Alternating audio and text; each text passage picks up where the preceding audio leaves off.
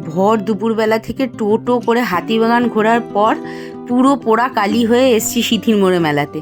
দিদির আবদার কালীবাড়ি চলে যাব, তাই আজকে একবার ঢু মারতেই হবে। তাই আবদারটা না রেখে পারলাম না। চিরকালের লোভী আমি অ্যান্টিক জুয়েলারির প্রতি। আমারও একটু ইচ্ছা ছিল এই কালেকশানগুলো দেখতে মেলার। সারা হাতিবাগান ঘুরেও শান্তি হয়নি, মেলাটাও ছাড়া যাবে না। তাই শুরু থেকেই গয়নার দোকানগুলোর ওপর ঝাঁপিয়ে পড়েছি।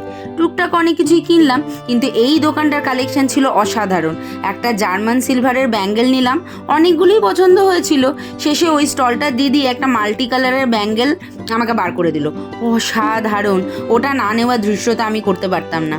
সাথে একটা দুলও পছন্দ হয়েছিল, 250 টাকা বলছিল, তাই আর নিইনি। কিন্তু এর আফসোস আমার থেকে যাবে সারা জীবন। আর মেলায় এসে জিলিপি না নিলে ভগবানও মাপ করবে না। আমার বাবার মুখের এক চিলতে হাসিটা মনে করেই আমি কোনো মেলা থেকেই জিলিপি নিতে অন্তত ভুলি না।